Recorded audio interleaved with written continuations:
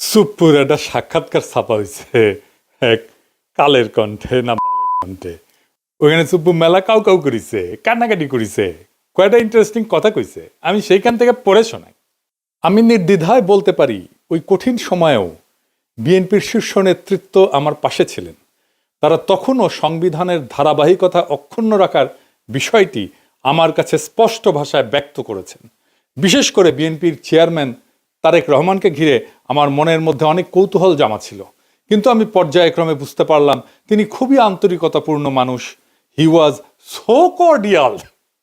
আমার দুঃসময়ে বিএনপির সহযোগিতা শতভাগ ছিল। সুপ্পু খুব পরিষ্কার করে বলছে যে বিএনপি তারে রক্ষা করছে। কোন সুপ্পুকে? সেই সুপ্পুকে যে তার নিজের পরিচয় নিজেই দিচ্ছে। শোনেন তার নিজের ক্রেডেনশিয়াল। আমি রাজনীতির এমন কোন অঙ্গন নাই যা আমি ছুঁয়ে যাই নাই। আমি বঙ্গবন্ধুর ছোঁয়া পেয়েছি। আমি আমার জীবদ্দশায় পরপর 6 বার বঙ্গবন্ধুর দেখা পেয়েছি। বঙ্গবন্ধু আমাকে নাম ধরে ডেকেছেন, এই চুপ্পু তুই এদিক আয়, এই চুপ্পু তুই মাঠে আয়। আমি বঙ্গবন্ধুর 6 দফার ভাষণ শুনেছি। আব্দুর রব বগা মিয়ার বাড়িতে আমি গিয়েছি, আমার প্রতিবেশী। ওখানে আমি দুপুরে ভাত খেয়েছি বঙ্গবন্ধুর সাথে।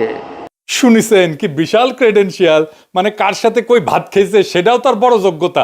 সোহরাওয়ার্দীর বডিগার্ড তারে কয়বার সুপ্পু কয়া ডাকছে সেটা তার বড় যোগ্যতা। তো এটি শেষ না, তারে কেন কাঁঠাল রানী পছন্দ করতো, কেন দয়া করতো, সেটা তার মুখ থেকে শুনেন। সেটা ছাত্রলীগ করতো সেটাও শুনেন।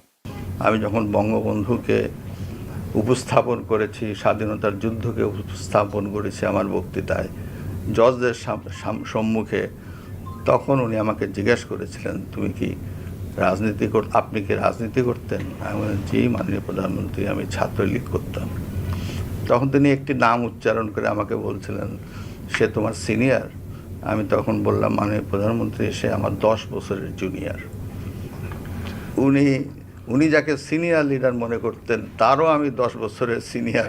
এটা শুনে উনি অনেকটা আমার প্রতি তার দয়ার সাগর হাত বাড়িয়ে দিলেন।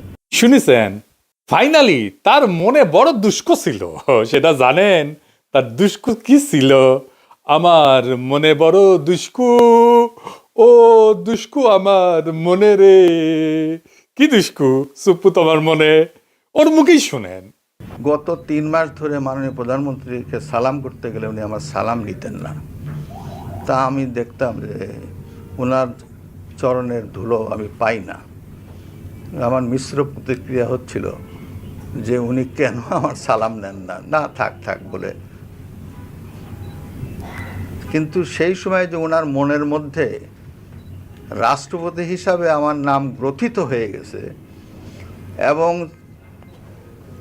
সেজন্যই যে উনি আমার সালাম নেওয়াটা বিব্রতকর মনে করতেন, এটা তো পরে বুঝলাম। আগে তো বুঝতাম উনি আমার পর বিরক্ত। শুনেছেন তার দুষ্কু কেন কাঁঠাল রানী তারে পায়ের ধুলে নিতে দেয় না? এই কিসিমের একটা মানুষের রাখার জন্য বিএনপির কি আকুলতা ব্যাকুলতা। আমি যখন কইতাম সুপ্পু ওয়াকার আর বিএনপি বরাবর হয়ে গেছে, তার প্রমাণ পাইলেন তো। সুপ্পুর কপালে যে দুষ্কু আছে এটা আমি কলে 2023 সালে ওই প্রেসিডেন্ট হওয়ার টাইমে কইছিলাম। শুনেন, হাসিনা নিজেও জানে সে নির্বাচনের সময় ক্ষমতায় থাকতেছে না, তাই তার একখান হিসু করে প্যান্ট না ভিজানো প্রেসিডেন্ট দরকার। সেজন্যই সুপ্পু। তাই সুপ্পু না সুপ্পু হইল প্রেসিডেন্ট, কিছু আসে যায় না। এই সুপ্পু যতই অনুগত হোক, একটা ফেয়ার নির্বাচনের পরে নেক্সট সরকার প্রথম যে অধিবেশনে বসবে সেই অধিবেশনে যে বক্তৃতা দেবে না সুপ্পু, সেটার আইন অনুসারে বিজয়ী দল যেভাবে লিখে দেবে সেভাবে পড়তে সুপ্পু বাধ্য হবে। তারপরে কিন্তু বিজয়ী দল ইমপিচ করতে পারবে। সুপ্পুরে ইমপিচ করার মতো মেলা জিনিস আছে কিন্তু বিরোধী দলের হাতে। সুপ্পুর কপালে আগের দুঃখ আছে, হাসিনা বুঝবে আয়রে কি শখ কইরা আমি বানাইছিলাম প্রেসিডেন্ট, সে এখন আমার গালি দিতেছে সংসদে দাঁড়ায়। তা আজ দেখলাম খুব হাসতেছে সুপ্পু। হ্যাঁ আইসা নাও, পরে কান্দিবা, যত হাসি তত কান্না, কইয়া গেছে রামসন্না। শুনিছেন? ঠিকই গুনে গুনে 3 বছর আগে কইছিলাম কলে মিলিল। এবার এখন দেখা যাক বিএনপি কি ড্রাফট করে দেয় তার বক্তৃতার। খেয়াল রাখেন বিএনপি গলে কর চেষ্টা করবে বক্তি বা ড্রাফট সুপ্পু নিজে করিছে, আমরা কিছু কই নাই, নিজে ড্রাফট করে না আইন অনুসারে প্রেসিডেন্ট। আগে জানায় রাখলাম জুলাই বিপ্লব নিয়ে কি বলে সুপ্পু, জুলাই সনদ নিয়ে কি বলে, হাসিনার ফ্যাসিবাদ নিয়ে কি বলে, গুমখুন নিয়ে কি বলে, হাসিনার বিচার নিয়ে কি বলে, এগুলো খেয়াল রাখবেন, কারণ ওইটা ড্রাফট করে দেবে বিএনপি নিজে, তারেক রহমান ওটা অ্যাপ্রুভ করবে। এটা মাথায় রাখেন সুপ্পু কি বলে সেটাই বিএনপির কথা। সুপ্পু এটা চোর, ঘুষখোর, অর্থ পাচারকারী, দাগি অপরাধী এবং মিথ্যাবাদী। জেনে বুঝে বলতেছি, ওই তো দুবাইয়ের রেসিডেন্ট, জানেন না? ও দুবাইয়ের রেসিডেন্ট কলে ওই বিচারক হিসেবে প্রথম কর্মজীবনে ছিল চরম ঘুষখোর এবং দুর্নীতিগ্রস্ত এক অমানুষ, টাকার বিনিময়ে রায় বিক্রি করত। তার দ্বিতীয় কর্মকর্তা হচ্ছে দুদকে যোগ দেওয়ার পরে দুর্নীতির মামলা এবং অভিযোগ ফয়সলা করত অর্থের বিনিময়ে, টাকা পয়সার বিনিময়ে। এ প্রসঙ্গে আবার পরে আসবো। আর তৃতীয় কর্মস্থল হচ্ছে এস আলমের দখলকৃত ইসলামী ব্যাংকের ভাইস চেয়ারম্যান ছিল, দেশের ব্যাংকিং সেক্টরে লুটপাটের শীর্ষ সহযোগী ছিল সে। খুনি হাসিনার ফ্যাসিস্ট দুঃশাসনের এই নরাধমের চতুর্থ অপরাধ কর্মের জায়গা হয়ে উঠছিল দেশের রাষ্ট্রপতির শাসন। তো এই যে মিথ্যাবাদী, এটা চরম মিথ্যাবাদী, এটা দেখাই দেবো, আজ দেখাই দিয়ে। এই যে সাক্ষাৎকার দিচ্ছে না, এটা কি কইছে দেখেন। এই যে দেশের বিভিন্ন জাতীয় গুরুত্বপূর্ণ দিবসগুলোতে রাষ্ট্রীয় ক্রোড়পত্র প্রকাশিত হয়, সেখানে রাষ্ট্রপতির ছবি ও বাণী দেওয়া বন্ধ করে দেয় অন্তর্বর্তী সরকার। ক্রোড়পত্র ঠিকই প্রকাশিত হয়, তাতে আমার বাণী দেয় না। আপনারা খোঁজ নিয়ে দেখেন গত 1.5 বছরে আমার কোনো বাণী গেছে কি না। আচ্ছা আপনারাই দেখেন, আপনারা দেখেন কত বড় মিথ্যাবাদী। গত বছর স্বাধীনতা দিবসে ওর বাণী দেখেছেন, এই যে বিজয় দিবস ক্রোড়পত্র ওর বাণী দেখেছেন, 5ই আগস্ট জুলাই অভ্যুত্থান দিবসেও তার বাণী ছাপা হয়েছে দেখেছেন, কেমন ডাহা মিথ্যা কথা বলে দেখেছেন। আচ্ছা এডিটর সাহেব, আমি কি সুপ্পুরে গালি দিতে পারবো? পারবো না কেন? রোজা রমজানের দিন তাই। ও আচ্ছা ঠিক আছে, আপনার কথা মেনে নিলাম, সুপ্পুরে গালি দিলাম না। এবার আসেন, কাটারানি আমগের দেশে প্রেসিডেন্ট বানিয়েছিল কোন কিসিমের মালকে, আর বিএনপি যার প্রেমে দেওয়ানা সে কেমন মাল সেটা আমরা দেখি। সুপ্পু 71 সালে মুজিব বাহিনীতে জয়েন দেয়, ওই তারপরে ইন্ডিয়ার দেরাদুনে ট্রেনিং করে। এই ট্রেনিং এর বন্দোবস্ত করে কে জানেন? ভারতীয় গোয়েন্দা বাহিনী এর জেনারেল উবান, সে ছিল ট্রেনার। মুজিব বাহিনীর উদ্দেশ্য ছিল স্বাধীনতা যুদ্ধকালে বাংলাদেশে যে বিপ্লবী যুব সমাজের উত্থান হয়েছে তারে খতম করা, মানে বামপন্থীদের খতম করা। এই উদ্দেশ্যে স্বাধীনতার পর রক্ষী বাহিনী গঠন করা হয় এবং তারা কিন্তু 30,000 যুবককে হত্যা করে সে সময় মুজিবের আমলে, শহীদ বডিগার্ডের আমলে। এই রক্ষী বাহিনী তৈরি হয় মুজিব বাহিনীর সদস্যদের দিয়া, মানে সুপ্পুর ভাই ব্রাদারদের দিয়া। সেই রক্ষী বাহিনীকে জিয়াউর রহমান আর্মিতে আত্মীকৃত করে। সোহরাওয়ার্দী বডিগার্ড জয় বাংলা হয়ে যাওয়ার পরে জিয়ার আমলে যতগুলা মিলিটারি কু হয়েছে সেগুলোতে রক্ষী বাহিনী থেকে আসা লোকজন যুক্ত ছিল। জিয়া যে লাস্ট কুতে মারা যায় সেখানেও রক্ষী বাহিনী থেকে আসা অফিসার ছিল কিলিং স্কোয়াডে, যে জিয়াকে খুন করেছে। এটা খালেদা জিয়া ঠিকই বুঝেছিলেন, তাই তিনি কইছিলেন যে সাপকে বিশ্বাস করা যায় কিন্তু আওয়ামী লীগকে বিশ্বাস করা যায় না। যার মধ্যে আওয়ামী লীগের বিন্দু মাত্র জিনিস আছে, চিহ্ন আছে, তারে বিশ্বাস করা যায় না। শুনেন, সাপকেও বিশ্বাস করা যায় কিন্তু আওয়ামী লীগকে বিশ্বাস করা যায় না। আওয়ামী লীগ নিজের স্বার্থের জন্য দেশটাকে পর্যন্ত বিক্রি করে দিয়ে ক্ষমতায় থাকতে চাইবে, লেনদেন করছির মতো তার হয়েছে। কাজে এই আওয়ামী লীগকে বিশ্বাস করেন না। শুনেছেন? আর এখন সেই জিয়া এবং খালেদা জিয়ার পুত্র তারেক রহমানের আওয়ামী লীগ ছাড়া চলেই না। হ্যাঁ, যাই হোক, সুপ্পুতে ফিরে আসি। 72 সালে সুপ্পু পাবনার এডওয়ার্ড কলেজ থেকে বিএসসি পাশ করে। ওই পরীক্ষাটা ছিল নকলের জন্য বিখ্যাত, একেবারে আপনারা সবাই জানেন, মুরব্বীদের জিজ্ঞেস করেন, সব কটা নকল করে পাশ করেছে। 75 সালে সে পাবনার আমিন উদ্দিন আইন কলেজ থেকে LLB ডিগ্রি পায়, মাশাআল্লাহ। 82 সালে সে বিসিএস বিচার ক্যাডারে যোগ দেয়, একটা স্পেশাল ক্যাডার সার্ভিস ছিল। পরবর্তীতে জেলা জজ হিসেবে দায়িত্ব পালন করে। এই হইল দিয়া তার বিদ্যা অভিজ্ঞতার দৌড়। আগে যারা বিচার বিভাগ থেকে রাষ্ট্রপতি হয়েছিলেন তাদের শিক্ষা জীবনের সঙ্গে এই নকল বা সুপ্পুর তুলনা করলে লজ্জায় মাটিতে মিশা যাওয়া ছাড়া আর কোনো উপায় থাকে না। সে বিচারপতি আবু সাইদ চৌধুরী থেকে বিচারপতি শাহাবুদ্দিন আহমেদ পর্যন্ত সকলেই ছিলেন হাইকোর্ট সুপ্রিম কোর্টের বিচারপতি, কেউ কেউ ছিলেন প্রধান বিচারপতি। আর কাঁঠাল রানী উপসচিব পর্যায়ে অবসরপ্রাপ্ত এক দুর্নীতিগ্রস্ত বিচারপতিরে বাংলাদেশের সর্বোচ্চ পদে নিয়োগ দিছিল। এই করে পদটার যে কি পরিমাণে অবমূল্যায়ন হয়েছিল সেটা আমাদের ধারণারও বাইরে। দেখেছেন তো কেমন মিছা কথা বলে, চোখে চোখে মিছা কথা বলে। এটা বাংলাদেশের রাষ্ট্রপতি। এরকম একটা মিছা কথা বললে তো মিডিয়াতে হয়েছেই পড়ে যেত, দুনিয়ার যে কোনো সভ্য দেশে কিছু হয়েছে এরকম একটা মিছা কথা বলছে। 2001 সালে নির্বাচনে পরাজিত হওয়ার পরে আওয়ামী লীগ অভিযোগ করে যে বিএনপি আওয়ামী লীগ এবং সহযোগী সংগঠনগুলোর নেতাকর্মীদের উপরে হামলা করিচ্ছে। পরবর্তীতে আওয়ামী লীগ যখন ক্ষমতায় আসে 2008 সালে, তখন ওই অভিযোগ তদন্তের একটা কমিশন গঠন করে। সেটার প্রধান হিসেবে শাহাবুদ্দিন সুপ্পুরের নিয়োগ দিছিল কাটালরানী হাসিনা। সে বিএনপির বিরুদ্ধে তদন্ত করেছিল, তদন্ত রিপোর্ট দিছিল। হাসিনা কত ঘনিষ্ঠ, কতখানি ডিপেন্ড করতো দেখেন, তার উপরে ডিপেন্ড করিচ্ছে তারেক রহমান। দেখেছেন 2011 সালে হাসিনা সুপ্পুকে দুর্নীতি দমন কমিশনের হিসেবে নিয়োগ দেয়। ওইখানে তার প্রধান কাজ ছিল পদ্মা সেতুতে যে বিশ্ব ব্যাংক দুর্নীতির অভিযোগ উত্থাপন করছিল না, সেটা তদন্ত করা। আশ্চর্য হওয়ার কিছু নাই যে হাসিনার পদলেহী সুপ্পু তথাকথিত তদন্ত শেষে দাবি করে বিশ্ব ব্যাংকের অভিযোগ মিথ্যা। এটা নিয়ে আবার সে গব্বও করেছিল। এই ভূমিকার কারণে সে হাসিনার আস্থা এবং বিশ্বাস অর্জন করে। 2011 থেকে 2016 সাল পর্যন্ত যে দুর্নীতি দমন কমিশনের কমিশনার ছিল, ওই সময় বাংলাদেশের দুর্নীতির এত ব্যাপক বিস্তার ঘটে যে হাসিনার পুরা শাসনামলে $234 বিলিয়ন বিদেশে পাচার হয়ে যায়। সুপ্পু এবং তার দুর্নীতি দমন কমিশনের সহকর্মীরা এই অভূতপূর্ব দুর্নীতির ঢাল হিসেবে ব্যবহৃত হয়েছিল। বুঝিস, বাংলাদেশ থেকে যে পাচার হয়ে গেছে অর্থ, সেইটা ঢাল ছিল এই সুপ্পু।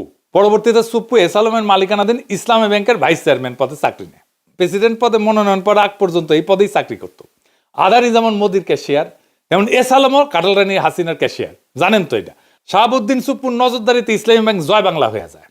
এবং এস আলমের সাথে আমাদের শিলং সালাউদ্দিনের একটা গুটু আছে, জানেন তো। এই জন্য এইটাই হইতেছে আসল ব্যাপার, বুঝিসাও।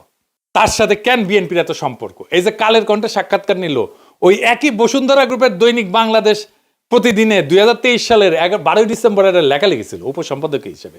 এ সুপ্পু কেন 2024 সালে হাসিনা জরুরি, কেন হাসিনা ক্ষমতা টানতে হবে সেটা লিখেছে। সে কইছে 2001 থেকে 2006 সাল পর্যন্ত তৎকালীন বিএনপি জামাত সরকারের দুঃশাসন এবং পরবর্তীতে তথাকথিত তত্ত্বাবধায়ক সরকারের কর্তৃত্বে দেশের সমাজ, অর্থনীতি ও রাজনীতিতে যখন অন্ধকার নেমে এসেছিল, ঠিক তখনই প্রায় 3/4 মানুষের সমর্থন নিয়ে ত্রাণকর্তার ভূমিকা অবতীর্ণ হয়েছিলেন বঙ্গবন্ধু কন্যা সে দেশরত্ন শেখ হাসিনা। 21 শতকে বাংলাদেশের ঘুরে দাঁড়ানো মূলত সেইখান থেকেই শুরু। না এটি শেষ না, আরো আছে রান্নাঘরে আরো আছে। সে তারেক রহমান খালেদা জিয়ার নিয়ে কি বলেছিল, আসেনি সেটা আউট পড়তেছি। সে খালেদা জিয়া তারেক রহমানকে নিয়ে কইছিল, সভা সমাবেশে আওয়ামী লীগ বিএনপি হাক ডাক যাই হোক, নির্বাচন নিয়ে নিকট অতীতের সবচেয়ে সুন্দর মন্তব্যটি করেছেন আওয়ামী লীগ সভানেত্রী প্রধানমন্ত্রী শেখ হাসিনা। তার ভাষায়, দেশের মানুষ বিএনপির সময় কি পেয়েছে আর আওয়ামী লীগের সময় কি পেয়েছে সেটার তুলনা করতে হবে। জনগণ কাকে ভোট দেবে, আওয়ামী লীগের বাইরে আর কে আছে? কারা, কেন, কি কারণে, কোন সুখের স্বপ্নে, কোন আশায় বিএনপিকে ভোট দেবে? ভোটের হিসাব নিকাশ যদি বাদও দেওয়া হয় এবং বিএনপি দ্বাদশ জাতীয় সংসদ নির্বাচনে অংশও নেয়, তাহলে তাদের দলের প্রতিনিধিত্ব করবেন কে? একদিকে একজন এতিমের টাকা আত্মসাৎ করে দুর্নীতির দায় সাজাপ্রাপ্ত, মানে খালেদা জিয়ার কথা কইছে, অন্যজন 21শে আগস্ট গ্রেনেড হামলা, 10 ট্রাক অস্ত্র মামলার সাজাপ্রাপ্ত আসামি হয়ে দেশান্তরে। সম্প্রতি তার বিরুদ্ধে গ্রেপ্তারি পরোয়ানাও জারি হয়েছে। দেখিস কি প্রেম! তারেক রহমান তো প্রেমের দেওয়ানা সুপ্পুর, কিন্তু সুপ্পুর কেমন প্রেম সেটা দেখিস।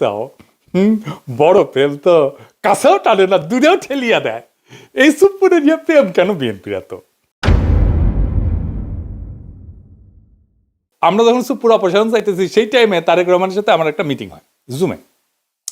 আমি তারেক রহমানকে বলছিলাম যে সরাসরি আপনারা তো সুপ্পুকে ডিফেন্ড করতেছেন, কেন করতেছেন? তো উনি বলছিলেন, দেখেন দাদা, উনি আমাদের দাদা বলেই ডাকতেন, আপনি যেমন দেশে ফিরতে চান, আমিও ফিরতে চাই, আমার মেয়েটাও দেশে ফিরতে চায়, ও ছোটবেলায় চলে আসছে।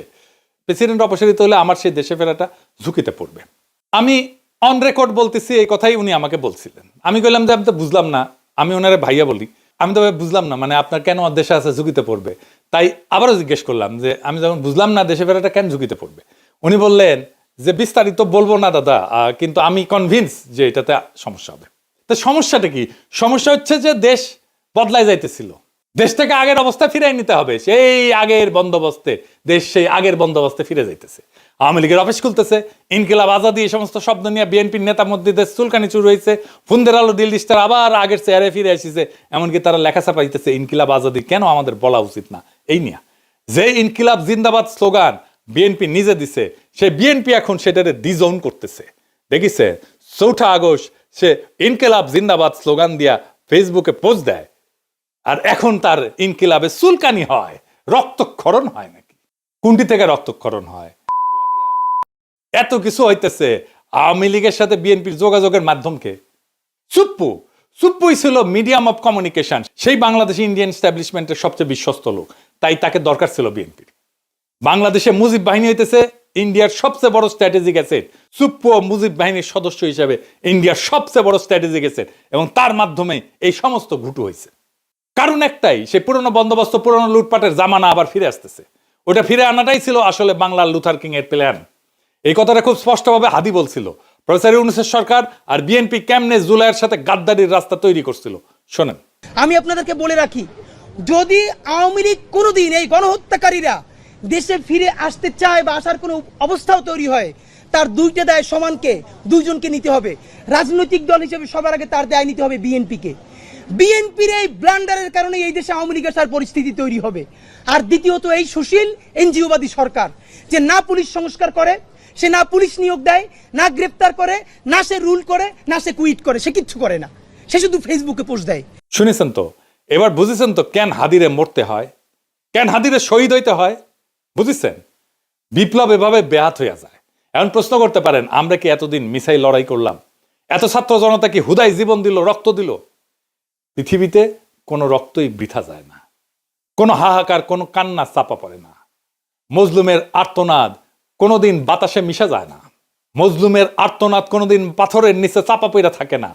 24-এর বর্ষা বিপ্লব একটা পুরা জেনারেশনকে পাল্টাই দিছে, তার মন মানসিকতা, তার চেতনাকে পাল্টাই দিছে। এই বদলটা বাংলাদেশের চেতনা থেকে কোনোদিন মুছে যাবে না। জুলাইয়ের সাথে গাদ্দারি করে বাংলাদেশে কেউ ক্ষমতায় থাকতে পারবে না, বিএনপিও না। কারণ জুলাই জিন্দা আছে, বিপ্লব জিন্দা আছে, শহীদেরা জিন্দা আছে। জুলাইয়ের সাথে গাদ্দারি করলে আবারও রাস্তায় নেমে আসবে আরো একবার সেই রুহানি প্লাবন, বাতিলরে ভাষায় নিয়ে যাবে আরো একবার। সেই দিন আমরা নিশ্চিত করব ফ্যাসিবাদের পুরনো বন্দোবস্তের সবকিছুকে আমরা সেই রুহানি প্লাবনের সাথে ভাষায় দেশটার জঞ্জাল সাফ করব। সেটাই আমাদের আজাদি। আজাদি জিন্দাবাদ, ইনকিলাব